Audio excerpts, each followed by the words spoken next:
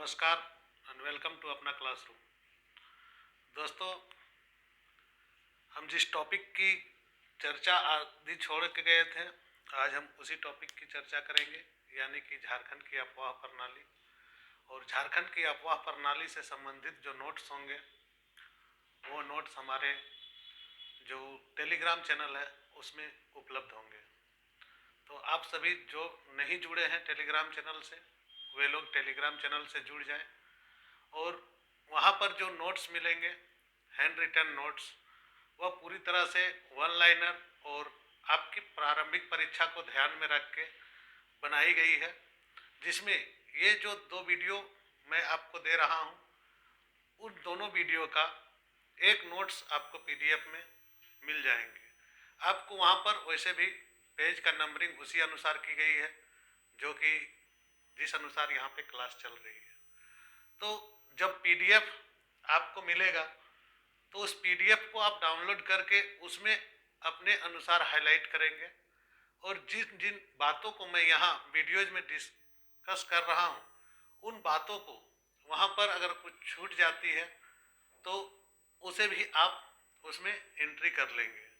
वैसे मैंने कोशिश की है कि त्रुटि रहित पीडीएफ आपके पास हो। जहाँ शंका हो वहाँ पर हमने जो शंका है उसको भी और जिससे संबंधित शंका है उसके बारे में भी मैं लिख दिया हूँ। परंतु देखिए दोस्तों को जो दिक्कत है वो दिक्कत ये है कि उन्हें क्लास से ज़्यादा पीडीएफ की आवश्यकता होती है। तो मैं आपको बोलूँगा ये बात कि क्लास को पूरी तरह से देखें, पूरा वीडियोज को देखने का कोशिश करें, क्योंकि पीडीएफ से आप रट्टा मार के प्रारंभिक परीक्षा पास कर लेंगे तो क्या हो जाएगा, कुछ भी नहीं हो सकता है। क्योंकि यहाँ अब मुख्य परीक्षा की बैरियर है, इंटरव्यू की बैरियर है। तो इस प्रकार से आपको पूरी तरह से कंसेप्ट को दिमाग में रखना होता है। तो कंसेप्ट को दिमाग में रखना बहुत ही आवश्यक है, तभी आप दोनों या तीनों स्टेज को क्रैक करने में आपको सुविधा होगी।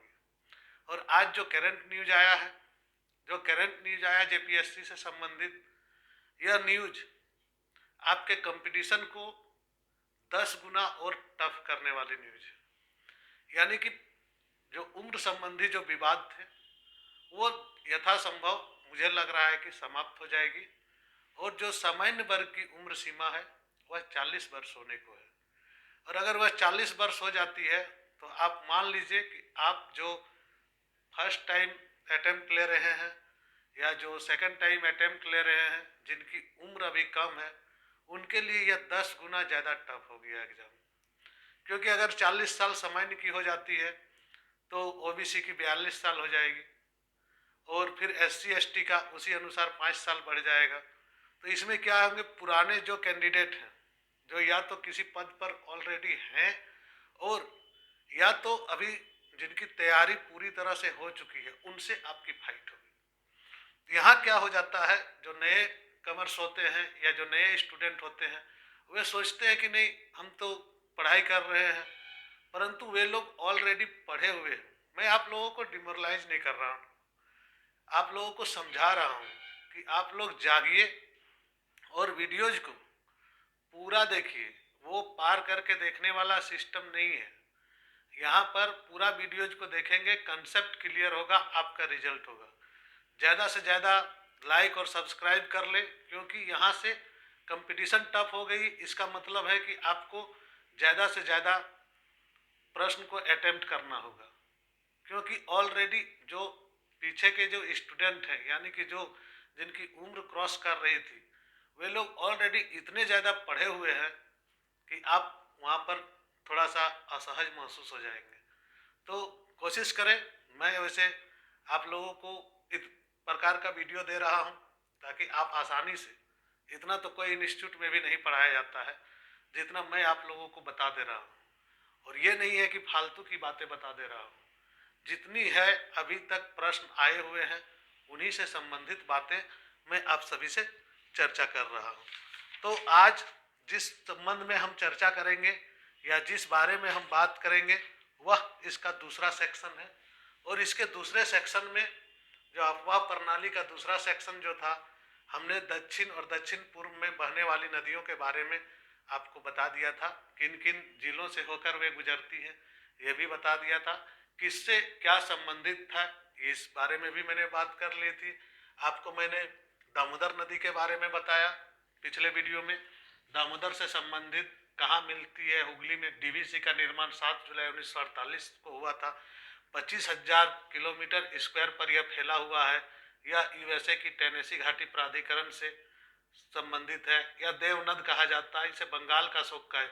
ये जो 5 लाइन मैंने कल बताया था, ये जो पांचों है, कहीं न कहीं किसी न किसी सेट में आपको मिलेंगे और प्रीवियस ईयर के क्वेश्चन के सेट में आपको मिलेंगे कि इससे संबंधित पांचों कभी न कभी पूछे गए हैं। इसके बाद से हमने आपको बताई थी बराकर नदी के बारे में। बराकर नदी जो है वो भी डीवीसी का ही एक अंग है। 225 किलोमीटर यहाँ फैलती है, हजारीबाग के पद्मा से निकलती है, कोडरमा होते हुए जाती है। इस बारे में हमने बताया था, हजारीबाग गिरिडीह, उसके बाद धीरे धीरे धनबाद होते हुए यह मानभूमि में फैल जाती है। इसी प्रकार से मयूराक्षी बताया था। मयूराक्षी में आपको मैंने एक जो डैम बना है उसके बारे में भी बात की थी। पिछला वीडियो आप देखेंगे तो पूरी तरह से आपको ये सारी नदियाँ आपके दिमाग में बैठ जाएगा। सोनरेखा नदी के बारे में, या दक्षिणी कोयल नदी के बारे में, बासलोई नदी के बारे में, गुमानी नदी के बारे में, इस सभी के बारे में मैं पिछले वीडियो में डिस्कस कर चुका हूँ। तो आज मैं किस बारे में डिस्कस करूँगा, तो यह होगी आपका गंगा में मिलने वाली नदियाँ, या गंगा की सहायक नदियों में जो मिल जाती है जाके झारखंड की नदियाँ, उस बारे में बात करूँगा। यानी कि आपका आज सोन नदी, उत्तरी कोयल नदी, पुनपुन, फल्गु, चानन, सकरी, बूढ़ा, औरंगा, इस बारे में मैं आज की क्लास लूँगा। यह सेशन आपको क्यों इम्पोर्टेंट है ये जान लीजिए, क्योंकि इस सेशन से एक बार भी झारखंड में जितनी भी परीक्षाएं हुए उसमें एक बार भी ऐसा नहीं हुआ है कि यहाँ से प्रश्न आपको नहीं पूछे गए हैं। तो इस बार इस कारण से यह सेशन बहुत ही इम्पोर्टेंट हो जाता है। देखिए, मैं आपको प्रारंभिक परीक्षा से पहले ही झारखंड से संबंधित और जीएस से संबंधित सारे टॉपिक्स करवाने का वादा किया है, और देख रहा हूँ कि आप लोग थोड़ा लापरवाह हैं, क्योंकि आप लोग पूरा वीडियोज को देख नहीं रहे हैं। और पूरा वीडियोज को देख नहीं रहे, इसका मतलब है कि आप रट्टा मारने पर ध्यान दे रहे हैं, और फिर मैसेज कर रहे हैं कि हमें पीडीएफ चाहिए। पीडीएफ चाहिए, ठीक है, परंतु आप वीडियोज को जब तक देखेंगे नहीं, पीडीएफ से क्या हो जाएगा, कुछ नहीं होना। खैर कोई बात नहीं है, मैं आपको अपना टेलीग्राम चैनल में पीडीएफ भी अवेलेबल करवा दूंगा, और वो पीडीएफ पूरी तरह से वीडियो पर ही आधारित है। तो वीडियो को पूरा देखें, पूरे क्लास में बने रहें। इस सेशन का महत्व आपको परीक्षा के बाद नज़र आएगा कि परीक्षा में जो आपका सिलेक्शन हुआ तो इस सेक्शन से आपने कितने प्रश्न को सॉल्व किए, और अगर नहीं हुआ तो इस सेक्शन में आपका कौन से प्रश्न छूट गए। तो इस प्रकार से अगर आप कोशिश करें कि आपको सिलेक्शन करना है, यानी कि सिलेक्शन होना है, और सिलेक्शन होने के लिए जो भी मापदंड है उस मापदंड को ढालें, अपने सिलेबस को अध्ययन करें, और कोशिश करें कि ज़्यादा से ज़्यादा समय पढ़ाई पर बिताएं, क्योंकि समय आपको मिलने नहीं जा रही है। फरवरी में आपकी विज्ञापन आने की संभावना 90% है। मार्च, अप्रैल, मई में आपका एग्जाम होने की भी संभावना उतनी ही परसेंटेज है। तो 3 महीने में जितने टॉपिक हैं, इतने टॉपिक को क्लियर करने के लिए आपको आज से ही कमर कस लेना होगा, क्योंकि यहाँ पर पढ़ाई के साथ साथ अब जो है कंपटीशन ज़्यादा हो जाएगा। क्योंकि जो स्टूडेंट्स हैं जिसके बारे में मैं बात कर चुका हूँ, वे लोग बहुत दिनों से परीक्षा दे रहे हैं, और लगातार पीटी, मुख्य परीक्षा और इंटरव्यू फेस कर रहे हैं। उसमें से एक मैं भी हूँ, क्योंकि मैं भी दूंगा। खैर छोड़िए, जो भी हो, आप सभी कमर कस के तैयारी पर लग जाए। आज अफवाह प्रणाली का दूसरे सेक्शन के बारे में बात करने जा रहा हूँ, और दूसरे सेक्शन से संबंधित जो नदियां हैं उसके बारे में आप आज के वीडियो में, आज के सेशन में जानेंगे। तो गंगा में मिलने वाली नदियां, या इसे दूसरा नाम कहा जाता है झारखंड की उत्तरवर्ती नदियां, यानी उत्तर की ओर मिलने वाली नदियां। उत्तर कौन सा हुआ? ऊपर के भाग जो होते हैं उस भाग को मैप में उत्तर कहते हैं। तो उसी अनुसार मैं शुरू करता हूँ। पहला जो है वह है सोन नदी। सोन नदी का उद्गम स्थल कहाँ है, यह आप लोग पढ़े होंगे। सोन नदी का उद्गम स्थल मैकाल पर्वत की अमरकंटक पहाड़ी है। मैकाल पर्वत की अमरकंटक पहाड़ी है और यह सोन नदी पलामू और गढ़वा जिले में बहती है। हमारा पलामू और गढ़वा जिले में बहती है, यानी गढ़वा पलामू होते हुए यह निकल जाती है। तो गढ़वा और पलामू जिले में बहती है। इसकी मुहाना गंगा नदी है, यानी कि जाके यह गंगा नदी में मिलती है। यह नदी, इस नदी की जो कुल लंबाई है वह कहीं 780 किलोमीटर और कहीं कहीं 784 किलोमीटर लिखती है। यानी कि ऐसे मान के चलें कि न्यूनतम 780 किलोमीटर और 784 किलोमीटर के बीच में अगर कोई भी ऑप्शन दिया हो तो आप उसे मार के उसको रन करेंगे। इसका कुल अपवाह क्षेत्र, अपवाह क्षेत्र मतलब जितने क्षेत्रों में यह बहाव लाती है या जितने क्षेत्रों में इससे सिंचित होती है, कुल अपवाह क्षेत्र 9030 वर्ग किलोमीटर है, यानी कि 9030 वर्ग किलोमीटर है। और इसमें सोनभद्र, इसको सोनभद्र और हिरण्यवाह नाम से भी जाना जाता है। यानी कि सोन नदी को सोनभद्र भी कहा जाता है, हिरण्यवाह भी कहा जाता है। और झारखंड में जो इसकी लंबाई है, यानी कि झारखंड में इसकी लंबाई पलामू और गढ़वा के बीच में जो लंबाई है, यह लंबाई आपको 45 किलोमीटर की है। यानी कि अगर यह प्रश्न इस प्रकार से घुमा के पूछे कि झारखंड में सोन नदी कितने किलोमीटर सीमा बनाती है, तो सोन नदी की जो लंबाई झारखंड में है वह 45 किलोमीटर की है। तो इसी अनुसार आपको अपना वीडियो, अपना जो आंसर है उसे टिक लगाएंगे। तो यह 45 किलोमीटर जो दूरी है वह झारखंड में तय करती है और कुल 780 किलोमीटर इसकी लंबाई है, या 784 किलोमीटर इसकी लंबाई है। इसकी सहायक नदी है, इसकी सहायक नदी हमने पढ़ा था या आगे पढ़ेंगे, दक्षिणी कोयल हमने पढ़ा था, परंतु इसकी सहायक नदी उत्तरी कोयल है, जो आगे के वीडियो में मैं बात करूंगा। इसकी सहायक नदी है उत्तरी कोयल। याद रखेंगे, यह प्रश्न पूछा गया है जेपीएससी में कि सोन नदी की सहायक नदी कौन है। तो सोन नदी की सहायक नदी, उसमें ऑप्शन उत्तरी कोयल और दक्षिणी कोयल दोनों दिया हुआ था। तो आपको उत्तरी कोयल को ध्यान रखना है। उत्तरी कोयल क्योंकि उत्तर साइड में सोन नदी भी बहती है और उत्तरी कोयल भी उत्तर साइड में ही बनती है।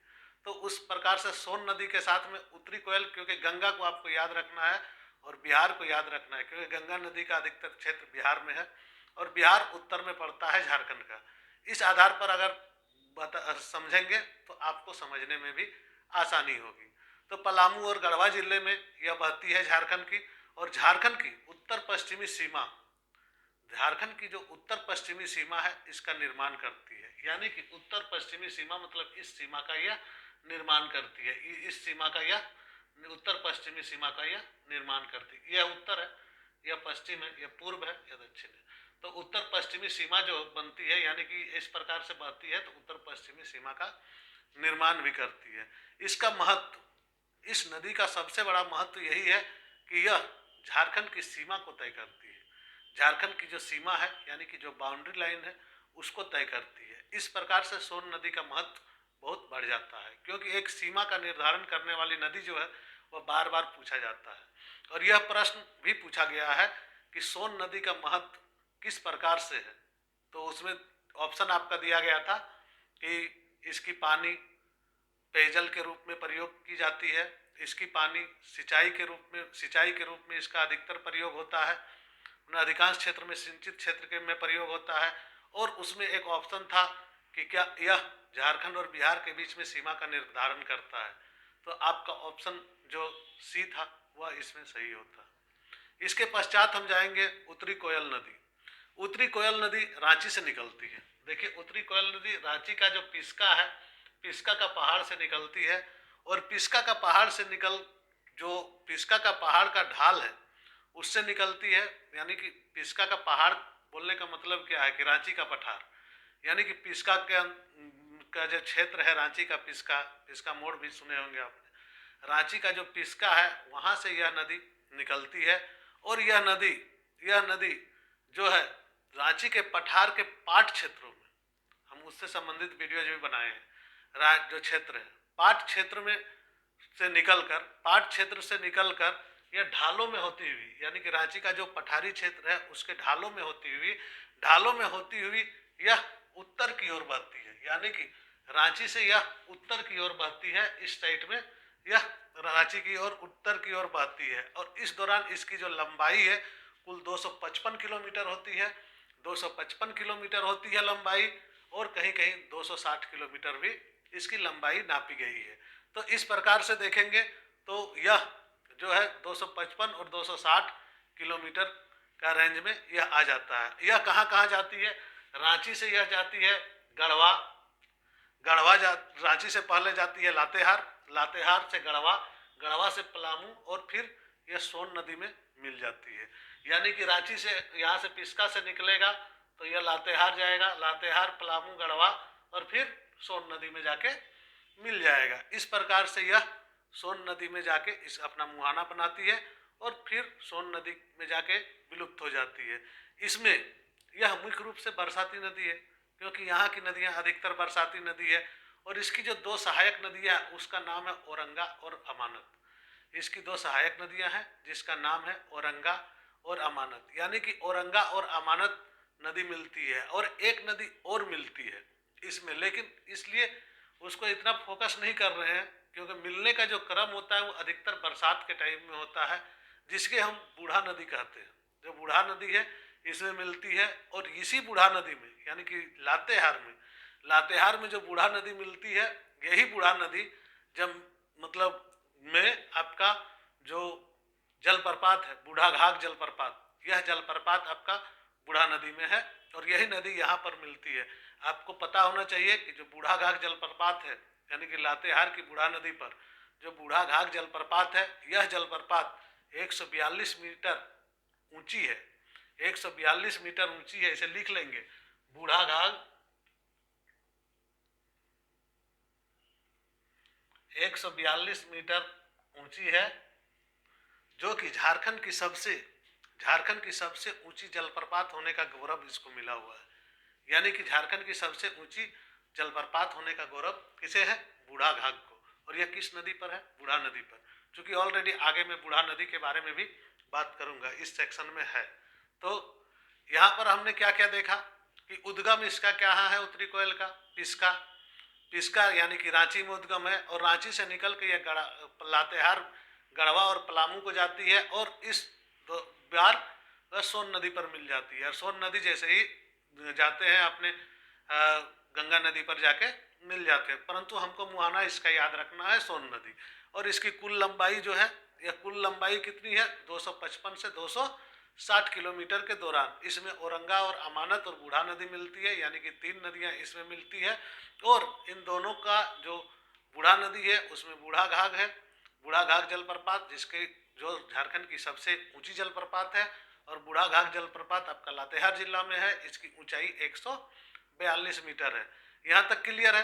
और इस प्रकार से ही आप पढ़ेंगे ताकि आपको जल्दी जल्दी सारी चीज़ें आ जाएगी। क्योंकि अगर जलप्रपात आती है और उस दौरान जलप्रपात की आप चर्चा नहीं कर लेते हैं तो क्या होता है, वो प्रश्न फिर जलप्रपात पर छूटता है और उससे लिंक बनने में आपको दिक्कत होती है।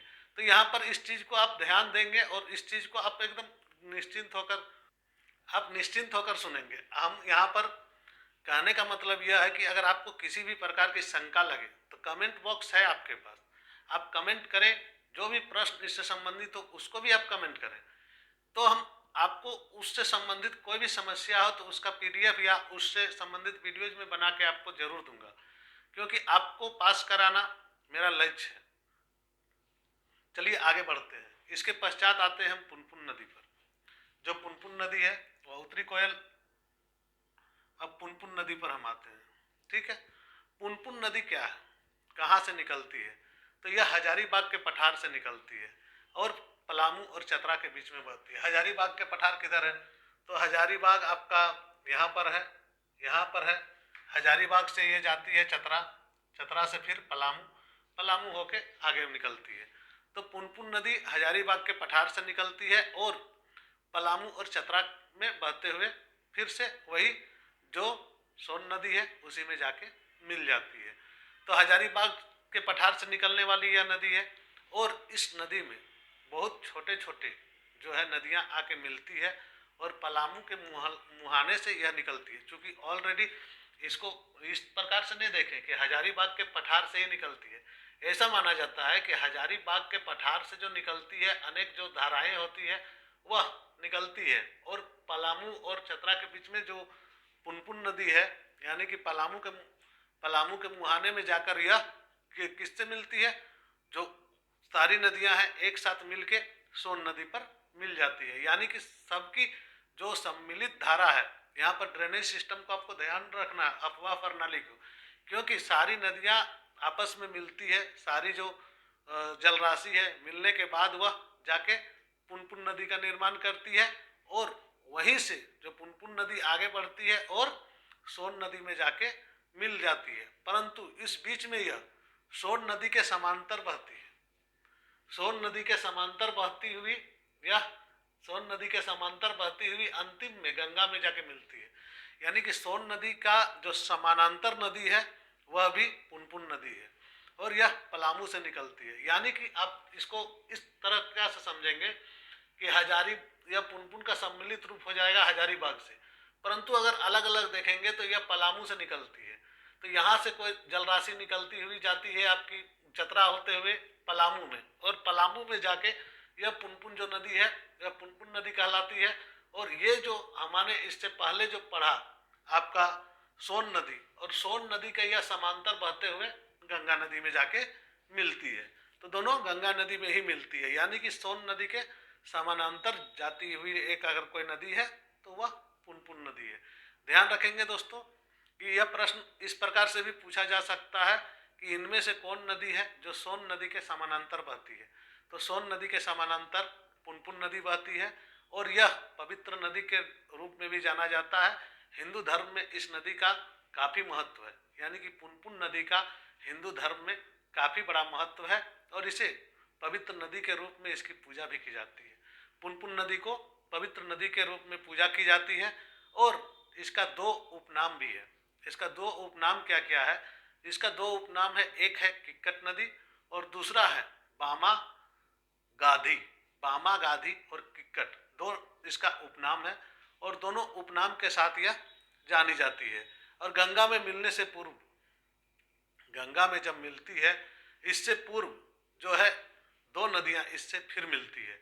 तो यानी कि वह गंगा नदी में जब जाती है उसी दौरान इसमें दो नदियां मिलती है। वह पहला नदी है दरघा और दूसरा नदी है मोरहर।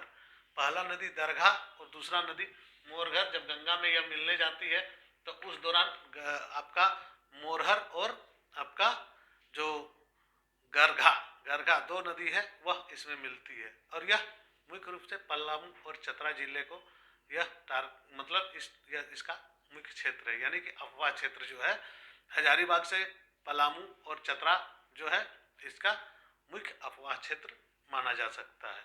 इसके पश्चात हम आते हैं फल्गु नदी। जितना क्लियर से मैं बता रहा हूँ थोड़ा बहुत समझने का कोशिश करेंगे और नोट्स को देखेंगे तो आपको कहीं समस्या नहीं होनी है, ठीक है। इसके बाद आते हैं फल्गु नदी। इसी को नीलंजना नदी भी कहते हैं और इसी को निरंजना नदी भी कहते हैं। यह बहुत ही जबरदस्त नदी है और क्योंकि फल्गु नदी का रामायण में भी उल्लेख मिला है।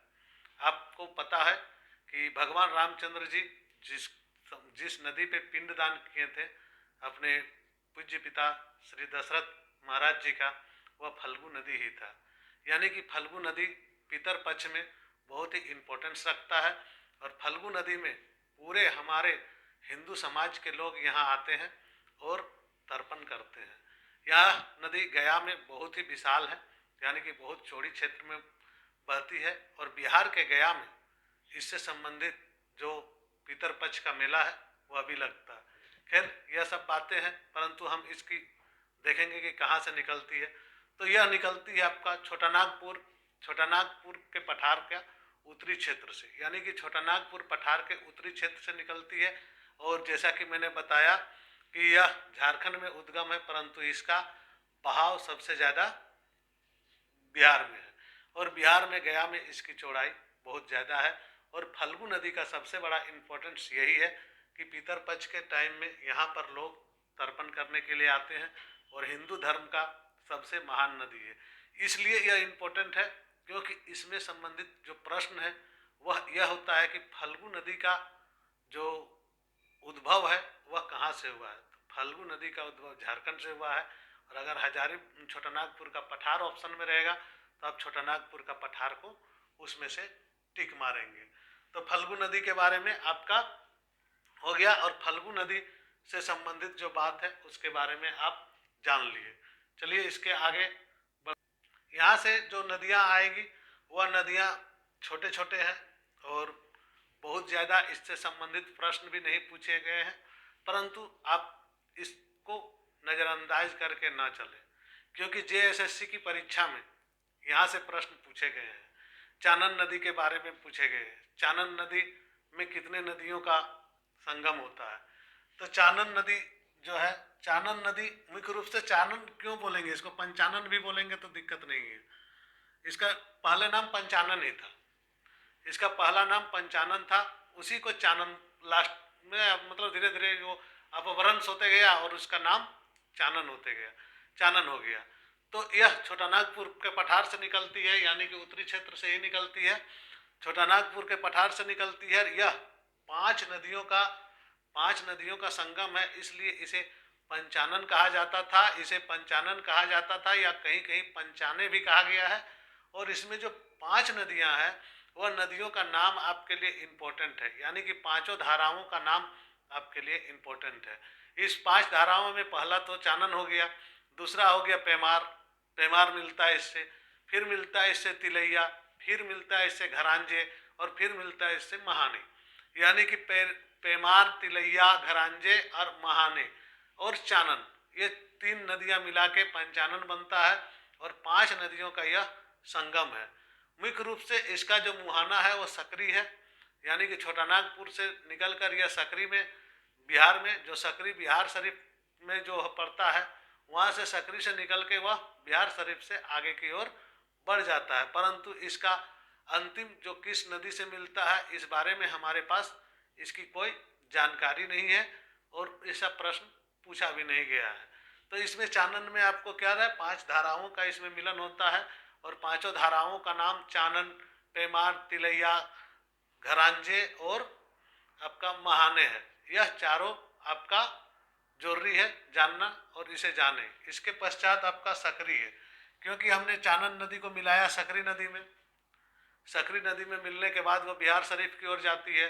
तो सकरी नदी कहाँ है, यह भी निकलती है छोटानागपुर पहाड़ से निकल के यह हजारीबाग, और हजारीबाग से होते हुए यह पटना गया और मुंगेर चल जाती है। यानी कि छोटानागपुर पहाड़ी से निकल कर हजारीबाग जाती है, हजारीबाग से यह ऐसे निकल जाती है बिहार की ओर, पटना गया और मुंगेर की ओर चली जाती है। तो यह उन जिलों में मिलती है, और गंगा नदी में जाके एक क्षेत्र है जिससे गंगा नदी का ताल क्षेत्र बोला जाता है। यानी कि गंगा नदी का ताल क्षेत्र मतलब जहाँ पर क्या बोलते हैं, बहाव जो है वह विस्तृत हो, उस क्षेत्र में जाके यह मिल जाती है। इसकी दो सहायक नदियाँ हैं, इसकी सकरी नदी की दो सहायक नदियाँ हैं, उसका नाम है आपका क्यूल और मोरहर, क्यूल और मोरहर नदी। यानी कि क्यूल नदी और मोरहर नदी इसकी दो सहायक नदी है जो इससे मिलती है। और रामायण में इस नदी को सुमाघी यानी कि रामायण में इस नदी को सुमाघी नदी भी कहा गया है। यानी कि इसका सुमाघी या सुमाघी है, सॉरी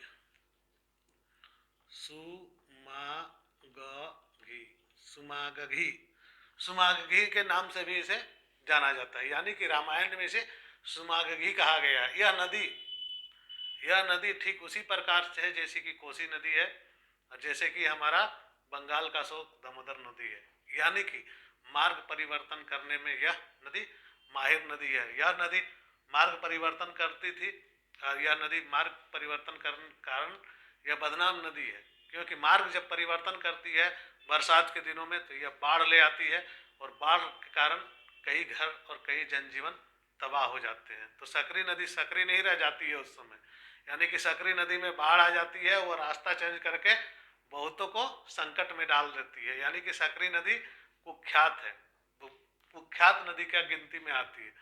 तो चानन हो गया आपका, सकरी हो गया, अब क्या बचा आपका बूढ़ा नदी, यानी कि बूढ़ा नदी जो है बूढ़ा घाघ वाला नदी, जो बूढ़ा घाघ से याद रखेंगे क्योंकि बूढ़ा घाघ जलप्रपात लातेहार में है, तो यह नदी भी लातेहार में होगा।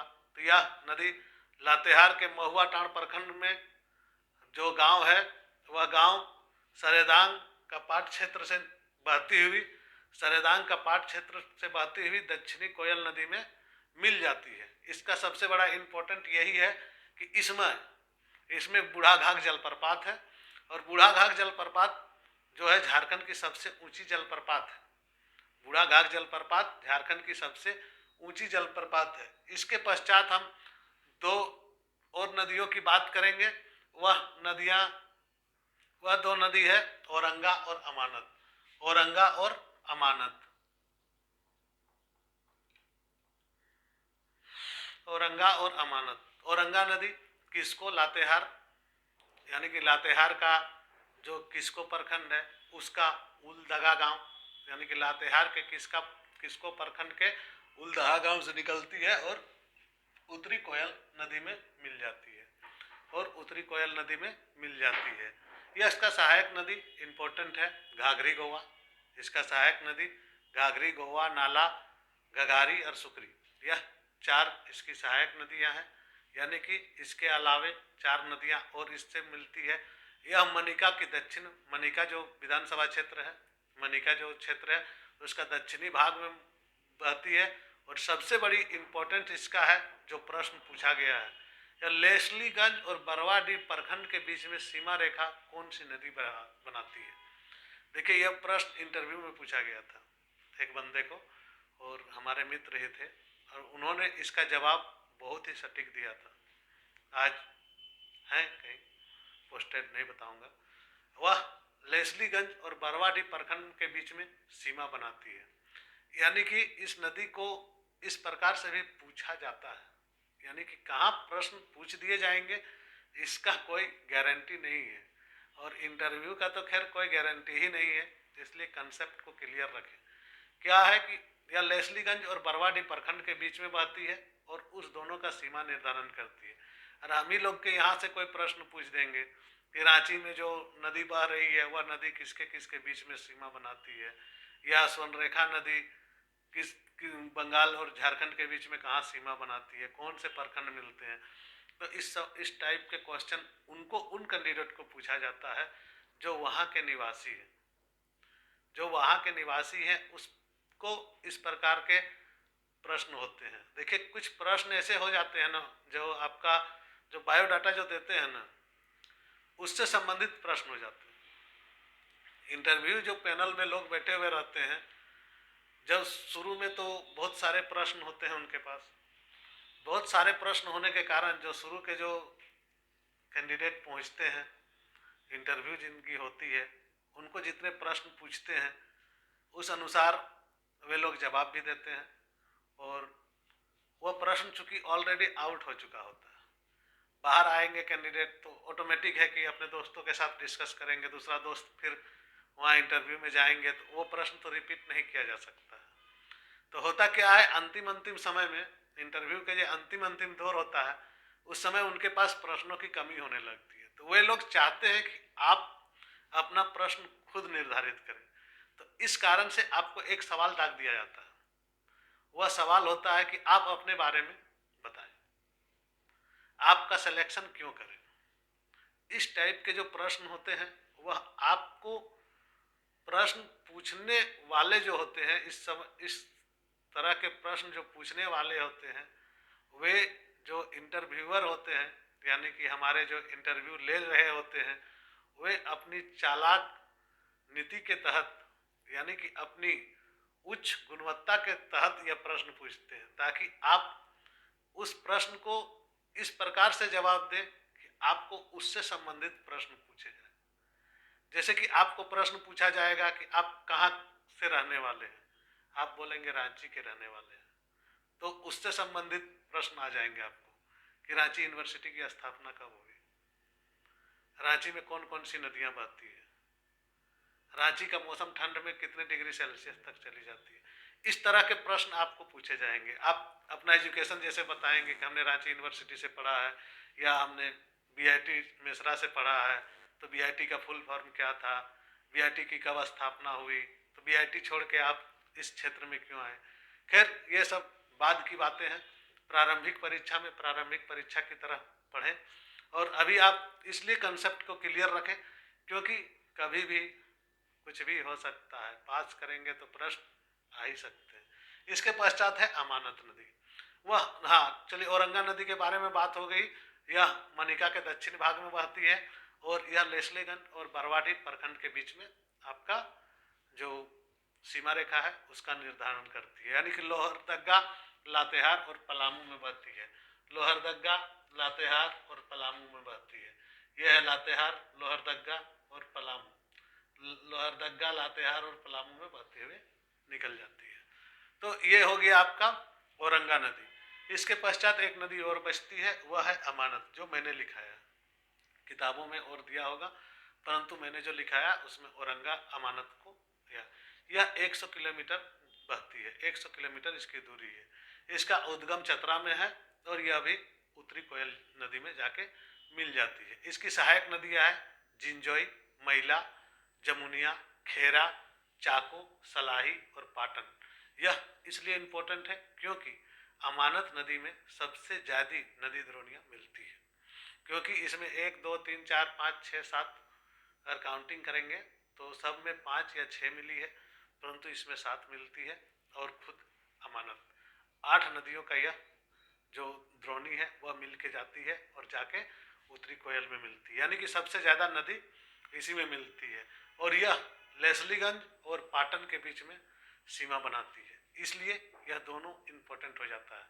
लेस्लीगंज और पाटन के बीच में सीमा बनाती है, वह था लेस्लीगंज और बरवाडी प्रखंड के बीच में सीमा बनाती है। तो इस प्रकार से आप याद रखें और कोशिश करें दोस्तों पूरा का पूरा वीडियो देखने का। मैं आपको टेलीग्राम का लिंक दे दूंगा या आप AAPNA अपना CLASSROOM क्लासरूम नाम से टेलीग्राम में सर्च करेंगे तो सेम लोगों के साथ आपको मिल जाएगा। वहाँ पर से आप टेलीग्राम चैनल में ज्वाइन कर लें और जो PDF है हैंड रिटन PDF, वो PDF आपको अवेलेबल होंगे। और कोशिश करूँगा कि जितने भी सेशन हो, नेक्स्ट टाइम से जितने भी सेशन हो उससे संबंधित PDF आपको मैं उपलब्ध करा दूँ। तो आज का सेशन यहाँ मैं समाप्त करता हूँ। नेक्स्ट सेशन का इंतज़ार करें, कोशिश करें ज़्यादा से ज़्यादा लाइक और सब्सक्राइब करें। प्रश्न हो तो प्रश्न पूछें। आपको व्हाट्सएप में इसलिए प्रश्न पूछने अलाउ नहीं किया हूँ क्योंकि लोग ज़बरदस्ती का good morning, good afternoon, good night, lunch fun message भेजते रहते हैं। ये सारी चीज़ें पढ़ाई को डिस्ट्रैक्ट करती है और इसकी कोई ज़रूरत नहीं है। आप हमारे पर्सनल नंबर पे भी मैसेज कर सकते हैं, जो हमारा व्हाट्सएप ग्रुप का एडमिन में जो नंबर है उस नंबर में आप मैसेज कर सकते हैं। वैसे आज मैं आपको जो इसमें है लिंक में आपको व्हाट्सएप, टेलीग्राम और सारी चीज़ें मैं आज डाल दूंगा। और कोशिश करेंगे कि जो है पढ़ाई आगे कंटिन्यू रखिए और नोट्स का ज़्यादा टेंशन नहीं लेना है। नोट्स तो हर रोज़ बनते हैं और बनाते ही रहेंगे जब तक यह सिलसिला चलेगा। धन्यवाद, जोहार, जय हिंद।